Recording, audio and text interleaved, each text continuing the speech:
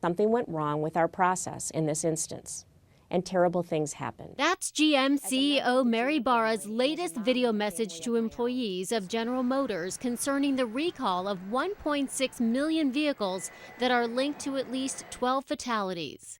GM announced the action in February, but the problems behind the recall are at least 10 years old. What took GM so long to issue and address the recall? Why did federal regulators fail to act?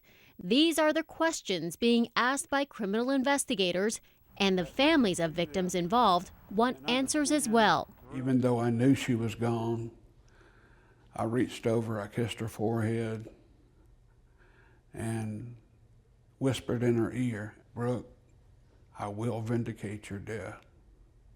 In 2001, the problem was found in the Saturn Ion. However, internal reports indicate the matter was resolved with a redesigned switch. But in 2004, another engineer reported bumping the key mid-drive and shutting down the Chevrolet Cobalt. They already knew there were some deaths by 2007 and injuries. A GM report to NHTSA reads, after consideration of the lead time required, cost, and effectiveness of each of these solutions, the investigation was closed with no action.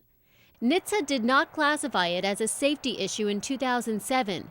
Why? Because it claimed drivers could still steer and stop the car to safely restart it. A special accident investigation team went to investigate a crash in Wisconsin, and in the course of doing that, they discovered that the ignition switch was in the accessory position, means you could run the radio but not the car. The Department of Transportation met with General Motors in March of 2007 and talked about it. That same year, GM's legal department opened a file but didn't notify engineers of the problem. There's absolutely no reason that GM's lawyers should not have notified engineers right away as soon as that case came to their attention. New GM CEO Mary Barra served as vice president of global manufacturing engineering in 2008. It's unclear when Barra knew of these issues, but she's heading up GM's massive recall just 2 months into the top job.